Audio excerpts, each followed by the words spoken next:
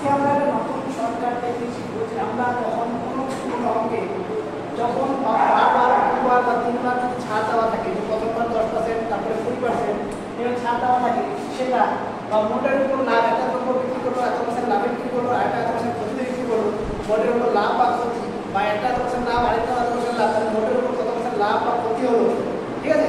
সেই অঙ্কটা এবং ক্ষেত্রফল কোনো একটা বর্গক্ষেত্র বা আয়তক্ষেত্রের বাহুগুলো যদি একটা নির্দিষ্ট পার্সেন্টেজ হারে বাড়ানো বা কমানো যায়, তাহলে সেই ক্ষেত্রফলটা শতকরা কত % লাভ বা বৃদ্ধি হবে সেটা আমরা সেটা শিখবো হচ্ছে বক্স করা। আমরা এভাবে বক্স বানিয়ে নেব।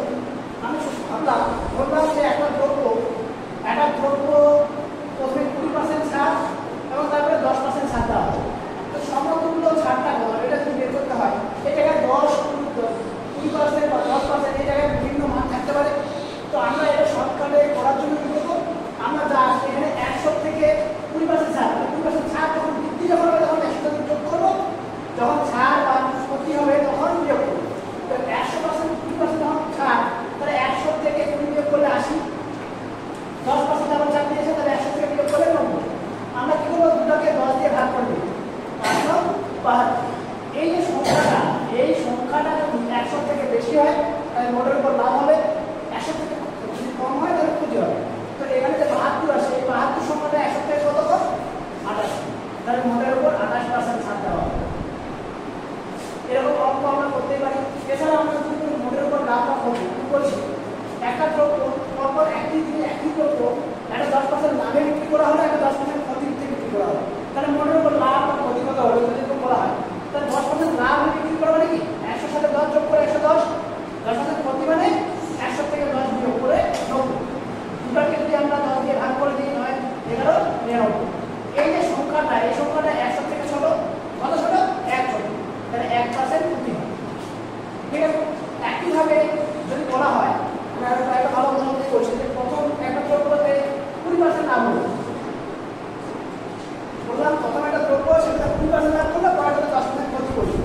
20% লাভ হলে 120, তাহলে 10% ক্ষতি করলে 90। দুটাকে 10 দিয়ে ভাগ করি, কত আসে, 18 হাতে 1, 9 কে 10 মানে 108, কত বড় 100 থেকে 8 বড়, তাহলে মোটের উপর 8% লাভ হবে। ঠিক একইভাবে কোনো একটা আয়তক্ষেত্র বা বর্গক্ষেত্রের যদি বাহুগুলোর দৈর্ঘ্য বৃদ্ধি বা হ্রাস করার কথা বলে, যদি একটা উদাহরণ দিয়ে বললাম যে একটা বর্গক্ষেত্র আছে, তার একটা বাহুকে 50% বাড়ানো হলো এবং আরেকটা বাহুকে 50% কমানো হলো, তাহলে মোটের উপর লাভ বা ক্ষতি যদি বলি, 50% বাড়ানো মানে কি 150, 50% কমানো মানে 50। দুটাকে 10 দিয়ে কেটে দিলাম, 5 × 25 5, হাতে 20, 5 দিয়ে 7। এই যে সংখ্যাটা, এই সংখ্যাটা কত আসলো, এই সংখ্যাটা 100 থেকে 25 কম আসলো, তাহলে 25% মোটের উপর হ্রাস পাবে। একইভাবে যদি বলে একটা বর্গক্ষেত্রে বা আয়তক্ষেত্রের বাহু 10% বাড়ানো হলো এবং অপর একটা বাহুকে 10% কমানো হলো, এরকম যদি অঙ্ক থাকে, বা বললো যে একটা দুটো বাহুকে কত 10% করে বাড়ানো হলো, তাহলে কি পরিমাণ ক্ষেত্রফল বৃদ্ধি হবে। তো আপনি যদি 10% বৃদ্ধি মানে কি 110, এটা 10% বৃদ্ধি মানে 110, দুটোকে 10 দিয়ে কেটে দেবো, এরপরে 11 করলে 121।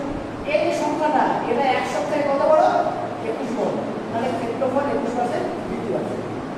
এভাবে আমরা শর্টকাটে ক্যালকুলেশন করে বিভিন্ন মোটের উপর লাভ বা ক্ষতি বা ক্ষেত্রফলের শতকরা হ্রাস বা বৃদ্ধি এই সম্পর্কিত অঙ্কগুলো খুব সহজে ক্যালকুলেট করে বের করতে পারি। আশা করি